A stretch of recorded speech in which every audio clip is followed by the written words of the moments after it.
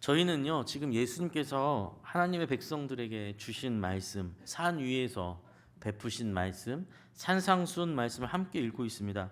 지난주에 선교주일로 인해서 흐름이 잊혀졌을까 싶어서 오늘을 5절부터 다시 한번 읽었는데요.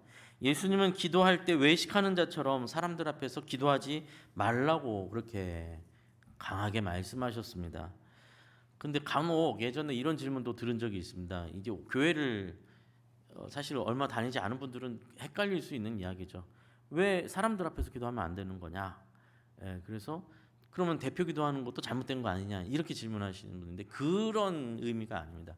사람들 앞에 서서 기도하는 것이 잘못됐다는 게 아니라 기도의 내용과 대상이 하나님이 아니라 사람들한테 들려주려고 하는 기도가 되어서는 안 된다는 거예요. 네, 기도의 내용이 아무리 해도 자기 자랑. 하나님, 제가 나중에 예수님께서 그런 비유를 드시는 내용도 나오는데, 하나님, 저는 이번 주에 몇 번 금식했습니다.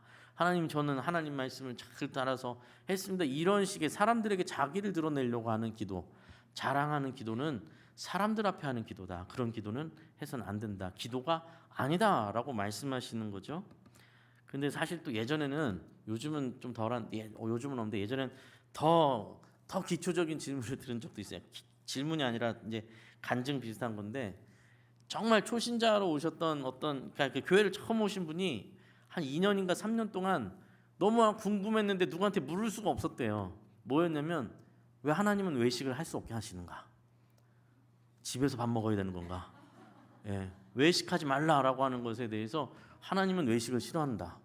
그 늘 집에서 밥 먹어야 되는 거야. 실제로 그렇게 간증하시는 걸 제가 들었어요. 근데 아무한테도 물어보기도 그렇고 해서 한 2, 3년 동안은 속으로 너무 이상했대요. 왜 외식을 하면 안 되는 걸까? 그게 이상했다고 하시는 이야기도 들은 적이 있습니다. 그런 이야기가 아니죠.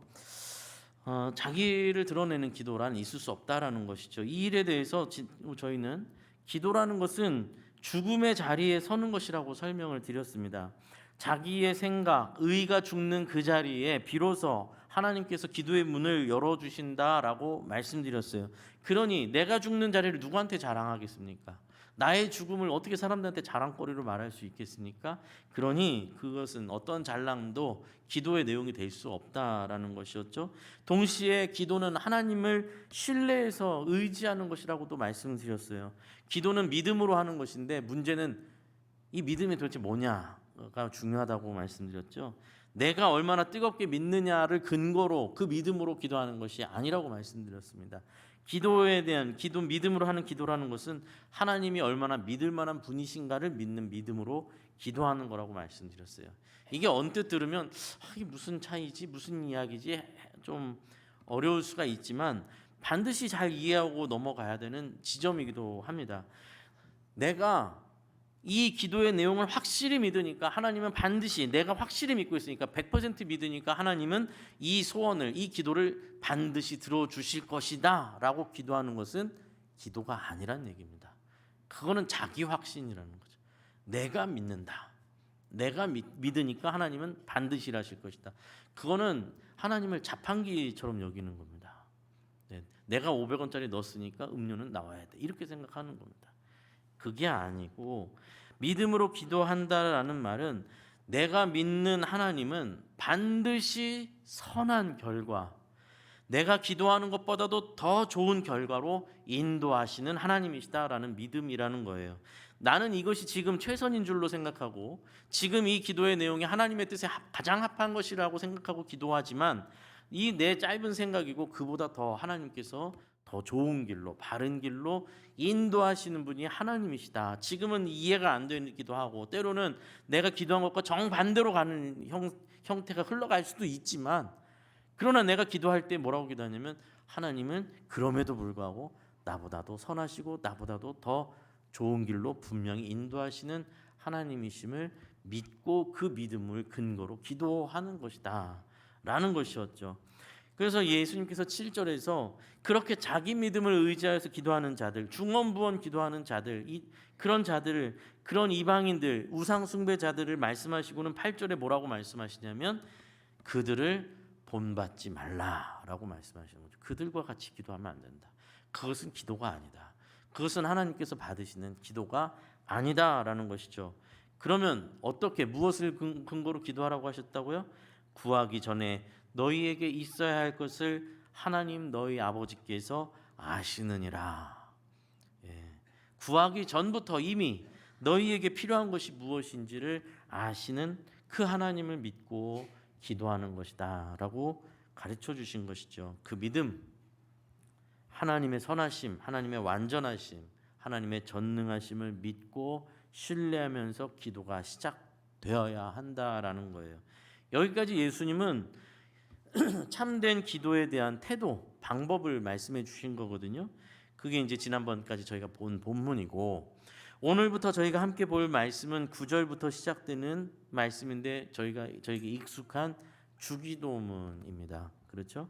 예수님은 지금까지 기도에 대한 태도와 방법에 대해서 말씀해 주신 뒤에 이 9절부터 오늘 9절부터 13절까지 하나의 기도문을 예시로 우리에게 보여주십니다. 예수님께서 직접 기도하시면서 이렇게 너희는 기도해야 된다라는 거죠. 그래서 9절 시작이 어떻게 시작됩니까? 그러므로 너희는 이렇게 기도하라 라고 말씀하시면서 예수님께서 직접 기도를 알려주십니다. 그래서 이 기도문을 주님께서 가르쳐 주신 기도, 주기도문이라고 부르는 것이죠. 주님께서 가르쳐 주신, 예수님께서 직접 가르쳐 주셨으니 이 기도문이야말로 모든 기도의 모범이겠죠. 당연히. 그렇죠?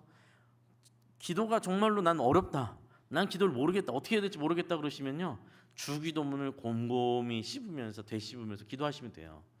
네, 내 기도로. 그 주기도문으로부터 시작되는 겁니다. 주님께서 가르쳐 주신 기도. 재밌는 건 뭐냐면, 이제 신학을 공부하다 보면 이제 신학교에서는 신학자들은 요 산상수훈이 5장부터 7장까지거든요. 5장에서 7장까지 이렇게 산상수훈에 이렇게 산 모양으로 이렇게 도식화하면 요 정중앙에 위치한 본문이 바로 주기도문이거든요. 그래서 이 신학자들은 이 산상수훈의 이 정점, 이 산상수훈의 말씀 전체의 정점이 바로 주기도문이다라고까지 이제 이렇게 설명할 정도로 주기도문이 이제 중요하다라는 것을 저희가 생각할 수 있게 됐죠. 앞으로 저희가 몇 주간 이 주기도문 말씀을 함께 읽고 생각할 텐데, 이번 기회에 기도에 대해서 한번 같이 깊이 생각해 보시고, 또 시간이 날 때마다 기도를 직접 하나님 앞에 기도하는 그런 시간들이 되면 좋겠습니다. 기도에 대한 이해가 깊어지고 기도에 관해서 더욱더 깊이 이해하는 그런 시간이 되었으면 좋겠습니다. 예수님께서는 너희는 이렇게 기도하라 라고 말씀하시고 기도의 첫 마디를 떼셨는데, 그것이 바로 오늘 저희가 이 설교의 제목으로 설정한 하늘에 계신 우리 아버지여입니다. 하늘에 계신 우리 아버지여, 이 말씀으로 기도의 시작을 알려주셨습니다. 그러면 하늘에 계신이란 뜻은 도대체 무슨 뜻일까요? 하늘에 계신, 여러분은 어떠신지 모르겠지만 저는 어렸을 때 주일학교 때부터 이 주기도문 배웠잖아요. 배우고 외우잖아요. 근데 이제 하늘에 계신 그러면 저는 어렸을 때 어떻게 생각을 했냐면, 저 하늘 위에 계신, 저 구름 위에서 하나님이 이렇게 내려다보고 계신 인자한 할아버지의 어떤 그런 모습을 늘 상상했던 것 같아요. 어렸을 때. 물론 이제 나이가 이제 먹고 이제 성경을 알아가면서 그런 물리적으로 하늘 위에서 이렇게 내려다보시는 하나님이 아니시라는 걸 우리가 이해하게 되죠. 이게 여기서 하늘에 계신 예수님께서 하늘에 계신이란 뜻이 저 구름 위에 계신 그런 뜻은 당연히 아닙니다. 구약의 전도서 말씀을 보면 전도서 5장 2절에 이런 말씀이 있습니다. 제가 읽어드릴게요. 너는 하나님 앞에서 함부로 입을 열지 말며 급한 마음으로 말을 내지 말라. 하나님은 하늘에 계시고 너는 땅에 있음이라. 그런즉 마땅히 말을 적게 할 것이라. 이렇게 말씀하세요. 여기서도 이미 구약 성경에서 하나님을 하늘에 계신 분으로 묘사하고 있는 게 보이죠. 하나님은 하늘에 계시고 너는 땅에 있다, 이렇게 표현을 하고 있어요. 자, 그런데 만약에 이 표현이 하나님이 물리적으로 저 파란 하늘 위에 계신 분이라면, 하나님은 하늘에 계시고 너는 땅에 있으니 너는 어떻게 얘기하라고 하겠어요? 큰 목소리로 얘기해야 들리지 않겠냐, 이렇게 하는 게 맞는 말이잖아요. 근데 뭐라고 이 5장 2절의 말씀에 있어서 하나님이 하늘에 계시고 너는 땅에 있으니 뭘 하라고 합니까? 말을 함부로 하지 말라는 거잖아요. 그죠? 성급히 말하지 말고 급한 마음으로, 조급한 마음으로 말을 하지 말고 말을 적게 하라라는 거예요. 이게 무슨 뜻입니까? 그러니까 하나님이 하늘이시고 우리는 땅이라는 개념이 거리상의 요 물리적 거리상의 차이를 말하는 게 아니라 네가 함부로 말할 수 있는 그런 대상이 아니다. 하나님 너무나 크신 분이다. 예. 하나님의 위대하심, 하나님의 크심은 감히 우리가 하나님 앞에 막말하고 또 막 에이 그냥 해본 말이에요 이런 식으로 거둘 수 있는 그런 대상이 아니라는 것을, 하나님은 하늘이시고 너는 땅에 불과한 존재라는 것을 잊지 말라. 그러니 그 위대하신 하나님 앞에 함부로 말하지 말라라는 그런 개념이죠.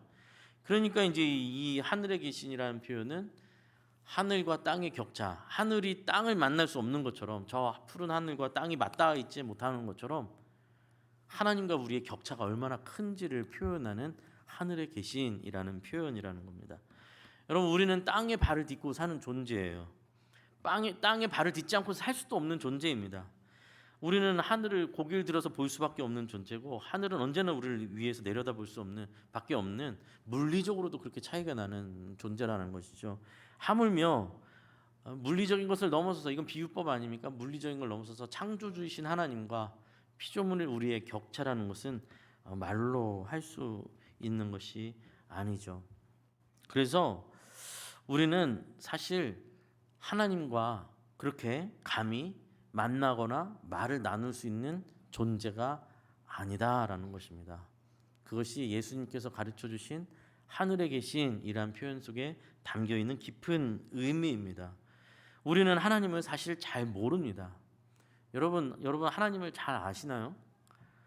하나님을 잘 안다고 말하는 사람이 있으면 둘 중에 하나예요. 제가 지금까지 지켜본 결과 둘 중에 하나입니다. 나는 하나님을 너무 잘 안다라고 말하는 사람은, 첫째는 거짓말하는 사람입니다. 예, 자기가 모르는 걸 알면서도 거짓말하는 사람이고, 둘째는 자신이 하나님을 잘 안다고 착각하고 있는 사람입니다. 예, 내가 하나님을 잘 안다라고 착각하는 겁니다. 결국 둘 다 하나님을 잘 모르고 있고, 그런 상태에서 하나님을 잘 안다고 말하는 겁니다. 여러분, 우리 자신을 한번 좀 돌아보면 좋을 것 같아요. 우리 정말 짧은 인생을 살면서 인간은 자기가 경험한 것으로 세상을 이해하고 파악합니다. 자기 경험을 비추어서 알미라는 게 생겨나요. 이제 그런 게 있죠. 오래된 일이지만, 겪은 일들 중에 오래된 일이지만 그날이 너무 생생한 날이 있죠. 예, 그런 날이 이제 저도 뭐 여러 그런 날들이 있지만, 이제 생각나는 날 중에 하나를 말씀드리면, 아주 어렸을 때 10살도 안 됐던 한 6, 7살쯤 되었었던 그 어렸을 때가 생각이 나는데, 너무 생생한 거예요. 그때가 지금도 생생합니다. 그날의 그 형광등 빛과 그날의 공기의 흐름, 사람들이 웅성거리는 모습까지 다 생생한 날이 있잖아요. 그런 날이 있는데, 무슨 날이었냐면, 저희가 이제 그 외할머니 댁에 식구들이 이제 다 같이 모이는 날들이 있었어요. 명절이 됐든 그건 뭔지 모르겠어요. 명절이었던 것 같은데, 그럼 저희 어머니가 첫째시고 그 남동생이 5명이나 있었거든요. 그래서 삼촌이 외삼촌까지 6남매였어요. 그러니까 저와 저희 형과 저희 삼촌들 아이들, 애기들, 꼬맹이들까지 막 합치면은 집안이, 할머니 할아버지도 살아 계셨고, 얼마나 북적이고 엄청 집안이 바글바글했단 말이죠. 외할머니 댁에 딱 모이면 그 날이 기억납니다. 어느 그 날들이. 근데 이제 그 날 보면 아마 기억하시는 분들이 계실 텐데, 지금은 그런 일을 경험하기 힘든데, 저녁 식사를 하고 나면 그 이제 삼촌들과 외숙모들, 뭐 할머니 할아버지 뭐 이렇게 다 모여가지고 밥을 먹고 나서 이렇게 또 과일을 먹고 나선, 그 당시에 약간 이런 게 있었습니다. 저희 집만 그런 건지 모르겠는데, 자 이제 커피 마셔보자 막 약간 이런 게 있었어요. 그럼 커피를 어떻게 마시냐면, 지금처럼 커피잔에 먹는 게 아니라 주전자에다가, 막 이만한 주전자에다가 끓여가지고 거기다가 그 병에 담겨 있는 커피 그 알갱이 그거를 막 타가지고 설탕 타고 프림을 막 타가지고 그런 다음에 그 밥그릇 밥공기에다가 이렇게 다 따라가지고 한 사발을 마시는 거예요. 예, 그 기억이 너무 생생한 거예요. 근데 그 어린 나이에 한 6, 7살인 그 나이에 그게 너무 부러운 거예요. 그 커피가 너무 먹고 싶은 거예요. 어른들만 먹는 저 커피 기억나시죠? 아시죠? 안 주셨잖아요. 그 저 애들한테. 왜냐면 먹고 싶어 좀 더 달라고 해요. 그러면 머리 나빠져. 그러면서 이제 너 머리 나빠. 애들이 먹는 거 아니야. 그러면서 머리 나빠. 그럼 먹지 말라니까 더 먹고 싶고 엄청 간절하단 말이에요. 엄청 먹고 싶어요. 그러면 이제 하는 수 없이 어른들이 어떻게 해주셨냐면 또 밥그릇 그릇에다가 커피 알만 빼고 그죠? 프림하고 설탕을 섞어서 우유처럼 만들어서 그걸 이제 주셨단 말이에요. 그러면 그거 달달하고 그 뭔가 고소한 걸 먹긴 먹는데 제가 이제 뭐가 생각나냐면 그때가 너무 생생한 거예요. 그 막 아무도 저한테 신경도 안 쓰고 혼자서 그걸 먹으면서 혼자서 마음속으로 다짐하고 혼자 마음속으로 되뇌인 말이 지금도 귀 속에 이렇게 제 말이 아직도 귀 속에 생생한 거예요. 뭐라고 했을까요? 그 6-7살밖에 안 된 제가 다 다짐을 합니다. 그걸 먹으면서 빨리 어른이 돼서 커피를 실컷 먹어보고 싶다. 네, 그 소원인 거죠. 내가 빨리 어른이 돼서 저 커피를 원 없이 마셔야지 하면서 그렇게 막 마셨던 기억이 너무 생생해요. 너무 생생해요. 그때 이제 저희 삼촌들이나 어른들은 저는 뭐 어리고 남자애 뭐 얼마나 개구장입니까? 맨날 뛰어다니면 땀 흠뻑 젖어가지고 먹고 자고 뭐 맨날 와서 저한테 얘기했어요. 어른들이 부럽다 그러면서 저한테 너 뭐가 걱정이 있냐 네가 아니야 너는 그냥 먹고 자고 놀기만 하면 되잖아. 그래서 하는데 저는요 순진한 어린 아이였음에도 불구하고 그 어른들의 말을 믿지를 않았어요. 그냥 약간 위로의 말처럼 들렸어요. 예, 당연히 어른 되는 게 제일 좋은 거고 아직 내가 어른이 아니니까 나한테 위로의 말처럼 커피도 못 먹는 나를 위로해 주시느라 저런 말들을 하는 거다. 진짜로 그렇게 생각했단 말이에요. 그래서 마음속으로 나는 나중에 커피를 진짜 이만큼 먹을 거야 막 이렇게 생각을 했단 말이죠. 40년 된 얘기예요. 40년 된 이야기. 그런데도 그날이 너무 생생합니다. 그날의 제 생각이 막 떠올라요. 그런데 그래서 지금 어떻게 생각할까요? 지금 커피를 사발로 먹으라고 제가 먹겠습니까? 그게 정말로 그 커피를 원 없이 먹게도 되니까 정말로 행복할까요? 어른들이 부러워하던 그 말들이 정말로 거짓말이었다고 지금도 그렇게 생각할까요? 아니죠. 정말 그게 왜 그렇게 말씀하셨는지 이제 좀 알겠죠.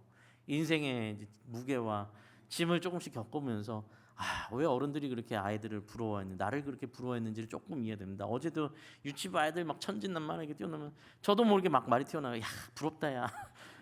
그 말이 나오잖아요. 저절로 나오는 거예요. 고작 길어도 100년 사는 인생에서 30년, 40년 사이의 암과 이해가 이렇게 달라요. 다른 사람도 아니에요. 그죠? 저 얘기예요. 뭐 그 정도입니까? 제가 이 이야기를 계속 하는 것은 그만큼 우리가 자기 신뢰가 너무 강해서 제가 이것을 어쩔 수 없이 말씀드리고 좀 창피한 이야기지만 제 이야기를 계속 하겠습니다. 설교에 도움이 되라고. 총각 때 저는 이런 기도를 많이 했습니다. 제가 이제 총각 때 신학생이었고 20대도 이제 전도사를 하면서 뜨거운 마음으로 이런 기도를 많이 했어요. 마라나타 주 예수여 오시옵소서. 예, 마라나타 속히 오시옵소서. 왜냐하면 그 제가 이 젊은 20대 나이에 보가도 삶이 너무나 어렵고 고통스럽고 정의가 서는 것이 아닌 것 같고 악인이 더 득세하는 것 같고 세상이 일그러져 보이고 뭔가 이 잘못되어 가는 이 세상 속에 하나님께서 속히 오셔서 정말 성경에 기록되어 있는 것처럼 예수님 다시 오셔서 이 땅을 심판하시고 하나님의 나라를 새하늘과 새 땅을 열어 주셔서 막 이게 정말 간절히 기도했어요. 예. 물론 그때는 이제 제가 이제 신학적인 이해와 성경에 대한 이해가 조금 얕았기 때문에 그때는 이제 하나님의 심판과 더불어서 하나님의 나라가 시작된다는 그런 착각을 했어요. 그게 아니고 여러분 이건 언젠가 다시 자세히 설명하겠지만 하나님의 나라는 이미 시작되어서 진행 중인 겁니다. 그리고 하나님의 예수님께서 다시 오시는 날 그 심판으로 말미암아 이제 완전히 새 하늘과 새 땅이 열리고 인류의 역사가 마감되는 그 심판이 있죠. 그러나 지금도 하나님의 나라는 세워져 가고 있는 건데 아직 그런 이해가 아직 잘 정립이 안 돼 있었기 때문에 제 마음속에 불타는 마음으로 늘 마라나타 주 예수여 속히 오시옵소서 요한계시록을 생각하면서 기도를 했어요. 정말 그렇게 뜨겁게 기도하고 눈물을 흘리면서 기도도 많이 했었는데 이 총각 때 얘기입니다. 그런데 그렇게 열심히 기도하면서, 제가 그렇게 뜨겁게 기도하면서 하나님 앞에 정말로 간절히 기도했는데, 진심이었어요. 거짓이 아니고 진실로 기도하는데 제 마음속 저 깊은 곳에 차마 하나님한테는 말로, 입술로는 표현을 못하고요, 차마 말은 못하고 마음속 저 깊은 곳에 항상 동시에 일어나고 있는 기도가 있었어요. 예, 말은 못해요. 차마 말을 못해요. 하나님 앞에 감히. 근데 이렇게 하나님, 예수님 내일 당장, 지금 당장 오시옵소서 기도를 하는데 동시에 두 가지 마음이, 한 가지 마음이 또 있었더라는 거예요. 그게 뭘까요? 주님 속히 오시옵소서. 그런데 가능하다면 저 장가 간 다음에 와주십시오. 결혼은 또 해보고 싶은 거예요. 예? 결혼은 또 한 번, 그래도 한 번 살면서 결혼을 한번 해보고 싶은 거예요. 그 마음이 있었어요. 실제로 아무한테도 말 못한 일인데, 솔직하게 말씀드리면 정말 뜨겁게 하나님, 뭐 내일이라도 오늘이라도 저녁이라도 오시길 기도하면서도 한편 마음속 저 끝에는 근데 결혼하시기 전에 오면 안 되는데, 뭐 이런 마음이 있는 거예요. 여러분, 인생이 마치 굉장히 엄청난 것처럼, 인간이 이성과 경험이 대단한 것처럼 신봉하는 세상이 되어버렸습니다. 기술이 발달하고 과학이 발달하면서 사람이 마치 굉장히 스스로를 신뢰하는 그런 시대가 되었는데, 사실 얼마나 우스운 이야기입니까? 여러분, 얼마나 우스운 이야기예요? 결혼하기 전에는 그저 결혼은 신비의 영역에 불과합니다. 자녀를 낳아보기 전에는 아무리 이론적인 얘기를 많이 해봐야 소용없어요. 아이를 낳아보면 완전히 다른 세상이 열려요. 그렇죠?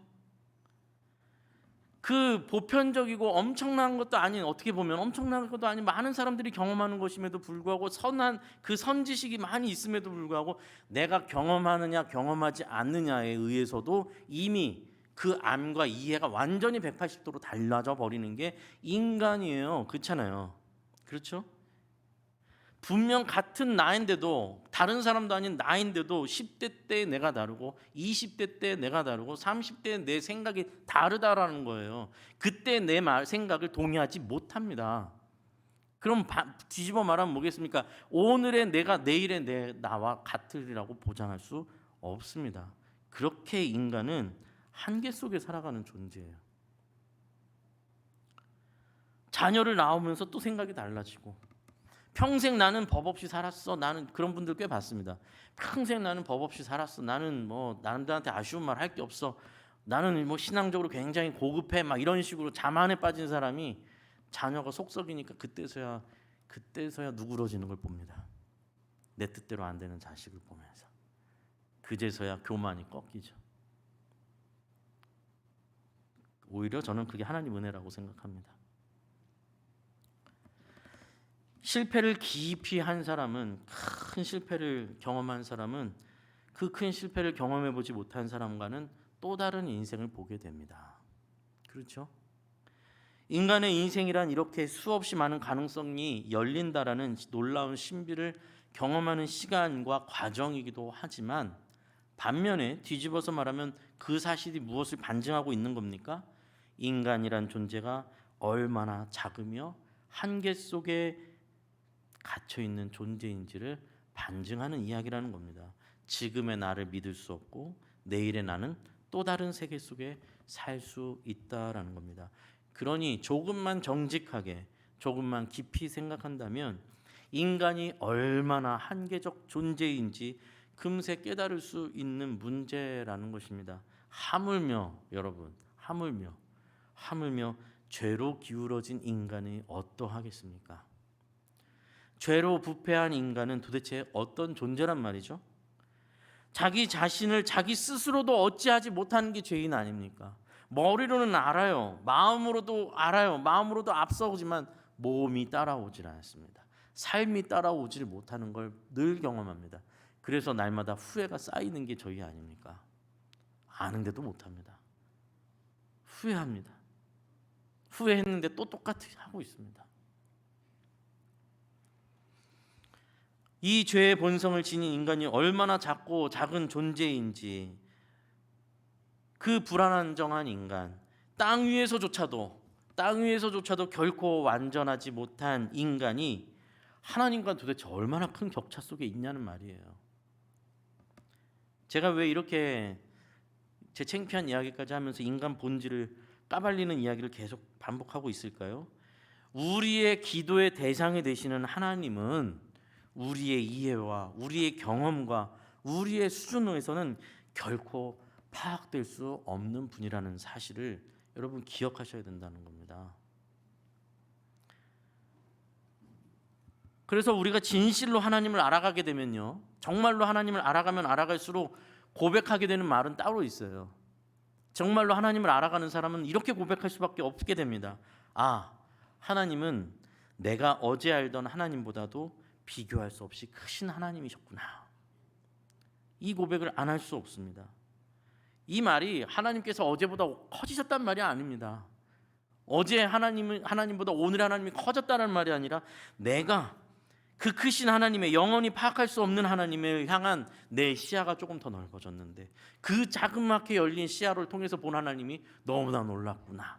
이 고백이 우리 안에서 저절로 탄성으로 지르게 되어 있다라는 것이죠. 여러분, 이건 굉장히 중요한 이야기예요. 우리가 신앙의 삶을 살아가면서 이런 고백이 어느 시점마다 터져 나오지 않는다면 여러분, 우리 신앙을 깊이 돌아봐야 되는 거예요. 네.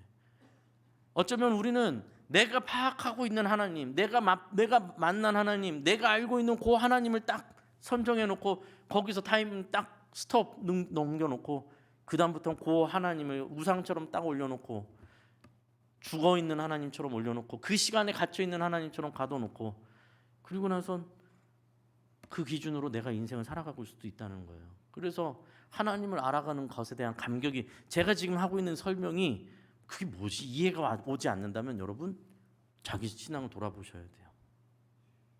우리의 신앙은 시간이 흘러갈수록 더 감탄과 감격으로 채워지는 신앙이에요.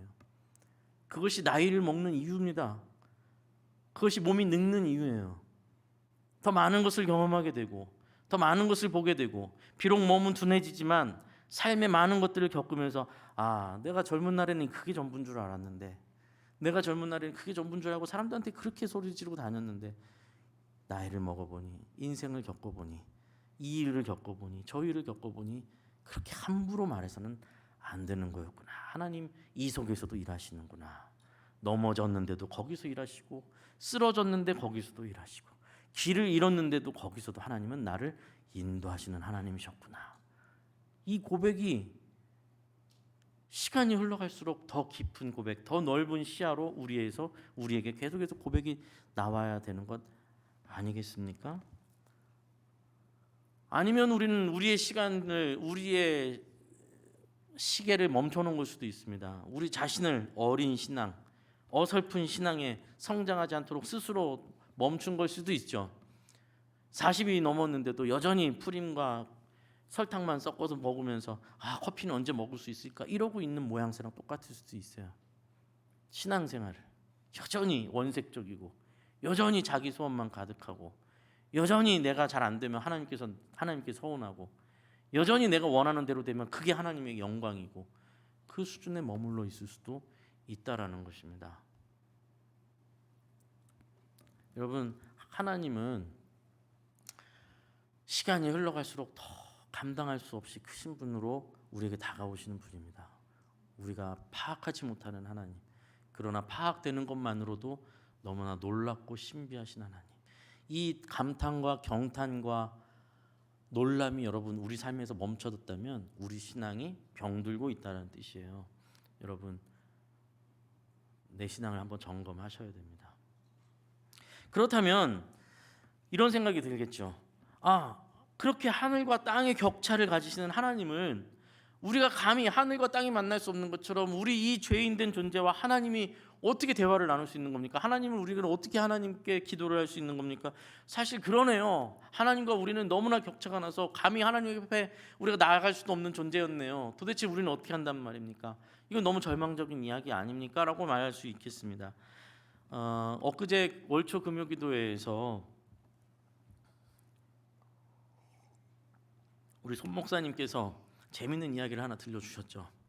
오신 분들은 들으셨을 텐데, 만수르라는 부자에 대한 이야기를 해주셨어요. 만수르는 이제 아시나 모르겠습니다. 젊은 사람들은 대체적으로 다 아는데, 만수르는 그 아랍에미리트 사람인데요. 그 50대 초반에 젊은 사람이죠. 근데 세계 재벌 중 한 명이에요. 예, 일반적인 어떤 이게 우리가 말하는 부자 수준이 아니라 아랍에미리트 왕자기도 하고 부총리기도 하고 사업가이기도 한데 그가 가진 재력은 우리가 상상할 수 없는 그런 재력입니다. 엄청난 뭐 말도 못할 얘기죠. 뭐 비교 어떻게 상상도 안 되는 재력을 가진 사람인데 재밌는 이야기는 이제 손 목사님께서 아시는 분이 그 만수르에게 편지를 써 보냈대잖아요. 편지를 써서 보냈대요. 이메일 같은 걸 보낼 수 있으니까. 그 당신이 그렇게 돈이 많으니 재력이 많으니 내가 꼭 필요한데 돈을 좀 쓰게 돈 좀 보내주시오. 이렇게 메일 편지를 보냈대. 편지 보낼 수 있어요. 보낼 수 있잖아요. 왜 편지를 보냈다는 거예요. 당신은 그렇게 정말 그렇게 많은 재산을 갖고 있는데 내가 꼭 필요한데 중요한데 좋은 일에 쓸 테니까 나한테 좀 돈을 보내주시오. 라고 편지를 보내는 거예요. 편지는 보낼 수 있습니다. 문제는 뭐냐? 그 만수르라는 사람이 그 편지를 과연 읽겠는가? 혹 만에 하나라도 그 편지를 읽으면 그 만수르라는 사람이 정말 거기에 반응을 해서 편지를 보내주고 돈을 보내주겠는가? 상식적으로 일어날 수 없는 일 아닙니까? 그렇죠? 그런 일이 어디 있겠어요? 그 사람이 뭐 한국에 알지도 못하는 사람이 자기랑 어떤 뭐 거래를 하는 사람도 아니고 아무 관계도 없는 어떤 한 서민의 편지에 답을 해줄 이유가 전혀 없잖아요. 인간적인 관점에 있어서 우리와 만수르의 간격도 그렇게 큰데 그렇잖아요. 그래서 그 만수르라는 사람에게 편지를 보내고 답을 받는 것 자체를 기대할 수 없는 그런 인간과 인간 사이의 간격만으로도 이해되는 이야기인데 하물며 창조주이신 하나님 앞에 과연 우리가 무슨 감히 무엇을 간구하며 무엇을 말할 수 있단 말입니까? 우리는 어떻게 하나님과 관계를 맺을 수 있으며 어떻게 하나님께 기도를 드려 우리의 마음과 뜻을 전달할 자격이 있단 말입니까? 사실은 냉정하게 말하면 불가능한 관계라는 것이죠. 제가 이 이야기를 지금 길게 풀어오는 이유는 여기서 기도가 시작되어야만 하기 때문에 그렇습니다. 우리가 너무 쉽게 기도하는 경향이 있는 거예요. 너무 당연하다는 듯이. 그러나 사실 우리는 하나님과 감히 대화를 할 수 있는 자리에 있지도 못한 자라는 것입니다.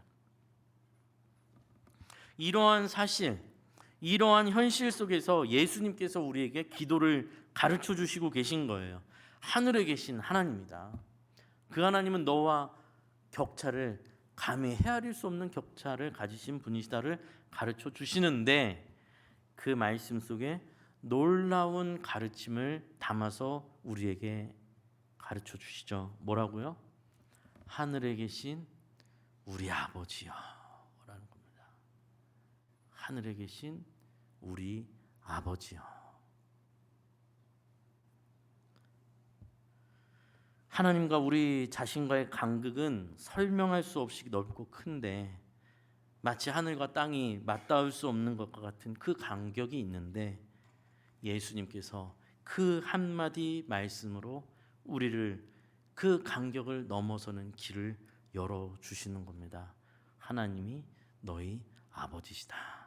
아버지시다. 아버지는 우리 생명의 근원이 됩니다. 우리는 아버지로부터 시작되는 존재이죠. 우리가 아무리 만수를 하는 사람에게 편지를 100통, 1000통 써서 편지를 보내도 그 편지가 도달할 방법도 돌아올 거라는 기대를 할 수 없지만 그러나 만수르라는 사람의 아들이 딸이 편지를 써서 보낸다면 상황은 완전히 다른 상황입니다. 그렇죠? 만수르의 딸이 편지를 써서 아버지한테 보내면 그 편지가 사라질 편지가 되지 않는다라는 거죠. 아버지는 자녀의 말에 귀를 기울이시기 때문에 그렇습니다. 착각하면 안 됩니다. 우리가 하나님을 아버지라고 부르기 때문에 하나님이 아버지가 되는 게 아닙니다. 하나님께서 우리의 아버지가 되어 주셔서 우리가 하나님을 아버지로 부를 수 있게 되었다라는 거예요. 그렇게 예수님께서 우리에게 자녀됨의 특권이 있음을 알려주시고 가르쳐 주시고 계시는데 이 일을 위하여서 예수님께서 이 땅에 오신 것이고 인간의 몸으로 오신 것이고 우리와 같은 자리에 같이 서신 거예요. 예수님이 죄인과 같은 모습으로. 그리고 예수님이 우리를 끌어안으심으로 인해서 우리를 끌어안으시고 하나님을 향하여 아버지라고 고백하심으로 인해서 감히 하나님과 맞닿을 수 없었던 우리도 하나님을 아버지로 부를 수 있게 되었다라는 사실입니다. 그것을 잊으시면 안 됩니다. 마지막으로 우리 함께 말씀을 좀 찾아보고 마치겠습니다. 뒤에 보면 갈라디아서 말씀이 있는데요. 갈라디아서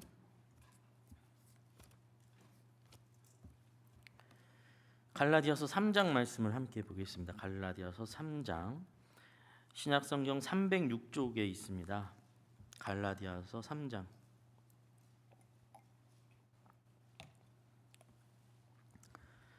신약성경 306쪽 갈라디아서 3장 26, 27절 말씀 26절, 27절 말씀 우리 함께 한 목소리로 읽겠습니다. 시작.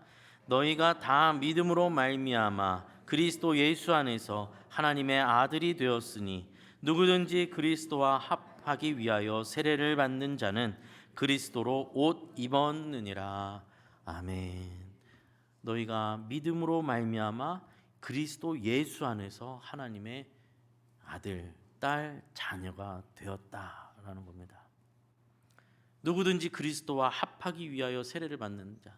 이 세례는 예수 그리스도께서 우리에게 보여주신, 예수님께서 우리에게 새 생명을 주시는 세례, 예수님께서 십자가를 통해서 우리에게 새 생명을 주시는 그 사건을 근거로 하는 이야기죠.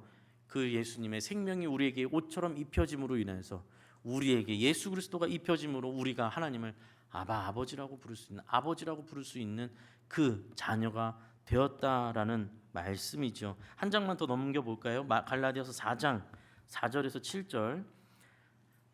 뒤에 있는 갈라디아서 4장 4절에서 7절 함께 읽겠습니다. 시작.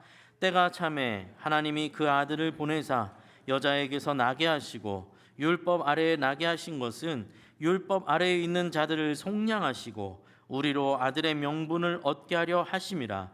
너희가 아들이므로 하나님이 그 아들의 영을 우리 마음 가운데 보내사 아빠 아버지라 부르게 하셨느니라. 그러므로 내가 이후로는 종이 아니요 아들이니 아들이면 하나님으로 말미암아 유업을 받을 자니라. 아멘. 여러분, 하나님께서 예수 그리스도 안에서 우리를 자녀로 삼으셨습니다. 그래서 우리가 예수님께서 가르쳐 주신 대로 하나님을 아버지라고 부를 수 있게 됩니다. 이제 우리는 하나님의 종이 아니라 하나님의 아들이요 하나님의 딸이라는 겁니다. 동시에 이것이 무엇을 말하고 있다고 말하고 있습니까? 7절에서 네가 이후로는 종이 아니요 아들이니, 아들이라면 하나님으로부터 말미암아 유업을 받을 자가 된 것이다. 여러분, 이걸 굉장히 주의 깊게 보셔야 됩니다. 하나님께서 우리를 자녀로 삼으셨기에 우리는 하나님의 유업을 받을 자가 되었습니다. 이게 무슨 얘기일까요? 이 땅의 자녀는 이 땅의 것을 유업으로 받는 사람입니다. 근데 하나님 아버지의 아들이 되고 딸이 되었기에, 하나님의 자녀가 되었기에 하나님의 것을 유업으로 받는 사람이 되는 겁니다. 우리는 기도에 대해서 배우고 있어요. 우리의 기도의 내용이 달라질 수밖에 없다라는 겁니다. 지금까지 내가 기도했던 내용들, 이 땅의 것을 주옵소서, 이 땅의 것이 내 것이 되게 하여 주옵소서, 이 땅의 것이 내 것이 되어서 이 땅의 것만을 위한 내 목숨을 걸어서 그것을 어떻게든지 움켜쥐어 보려고 하는 그 시선에서 점점 하늘의 유업을 받아내는 사람, 하늘의 것이 무엇인지를 아는 사람으로 하나님께서 우리를 부르셨다는 겁니다. 우리가 하나님을 아버지라고 불렀기 때문에, 부를 수 있게 되었기 때문에 하나님을 땅으로 추락시킨다는 표현이 아니에요. 그렇죠? 우리가 하나님을 아버지로 부름으로 인해서 우리가 하나님의 자녀로, 하나님의 그 나라의 백성으로 올림을 받는 것 아닙니까? 그러니 우리의 시선이 달라질 수밖에 없는 존재가 되었다라는 것을 여러분 기억하시면서 기도에 임해야 된다는 얘기예요. 기도의 내용이 달라질 수밖에 없겠죠. 이 땅의 것들, 내가 우리는 또 얼마나 많은 중독 속에 살아가고 있습니까?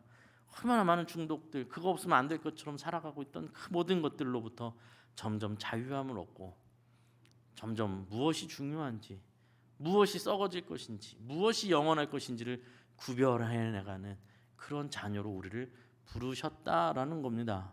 그것이 하나님의 유업을 받는 자의 삶이겠죠. 이전에는 이거 없으면 죽을 것 같았는데, 하나님을 알아가면 알아갈수록, 하나님의 뜻을 더 알아가면 알아갈수록, 하나님을 닮아가고 주님을 더욱더 닮아가면 닮아갈수록 내가 왜 거기에 그렇게 목숨을 걸었는지, 내가 그 커피가 그렇게 중요하다고 커피에 그렇게 한을 맺었었는지. 별것 아닌 거잖아요. 커피는 웃기는 이야기이긴 했지만 사실 그 어린아이 같이 웃기는 인생을 얼마나 많이들 살아가고 있습니까? 그것만 있으면 될 것처럼, 그것만 있으면 행복할 것처럼 어린아이 같은 그런 삶을 얼마나 살아가고 있습니까? 그것으로부터 점점 자유로워지고, 이전에는 아무것도 가치 없어 보였던 것들, 우리가 성령의 9가지 열매를 통해서도 이야기했던 것처럼, 그게 온유한 게 뭐가 대단한 거며,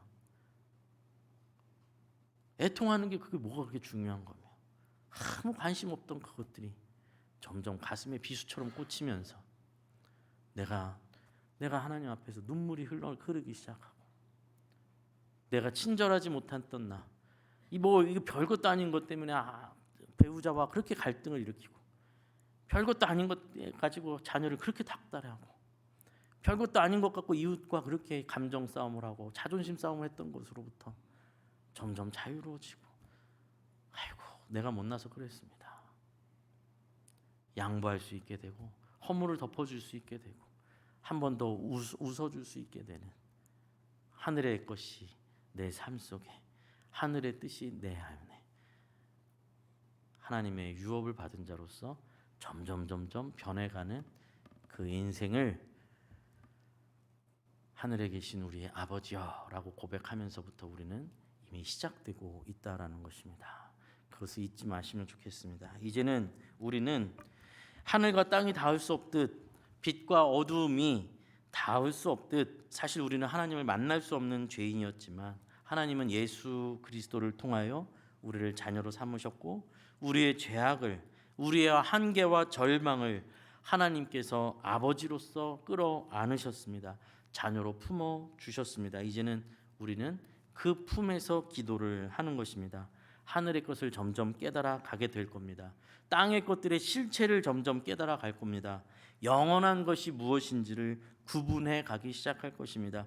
무엇을 위해서 기도해야 되는지, 무엇을 위해서 살아가야 되는지를 점점 깨달아 가게 될 것입니다. 그 크신 하나님, 우리 아버지의 그 사랑의 은혜 앞에 항복하시고 참된 기도로 참된 신앙의 길을 걸어가시는 저와 사랑하는 시흥평안교회 성도님들 되시기를 간절히 소원합니다. 기도하겠습니다. 하나님 아버지, 감사합니다.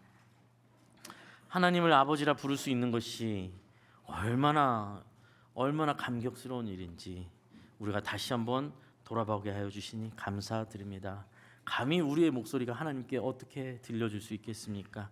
오직 예수 그리스도로 말미암아 우리가 하나님을 아버지로 부를 수 있게 되었사오니, 우리가 그것을 잊지 아니하게 하여 주시고 우리의 시선을 하늘로 향하여 하나님 아버지를 향하여 두는 저희들 될 수 있도록 하나님 인도하여 주시옵소서. 이제는 우리 주 예수 그리스도의 은혜와 하나님의 무한하신 측량할 수 없는 크신 사랑과 성령님의 보호하시고 인도하시고 교통하심이 이 자리에 나와 주의 말씀에 또 주님께서 가르쳐 주시는 기도를 듣고 생각하며 하나님 아버지를 부를 때마다 내가 누구인지를 돌아보고 그 크신 하나님을 바라보며 감탄하며 경탄하며 감사와 찬양으로 하나님의 그 유업을 받기를 소원하는 여기 있는 모든 하나님의 백성들, 자녀들 머리 위에 삶의 터전 위에 이제부터 영원까지 함께 해 주시기를 간절히 축원하옵나이다.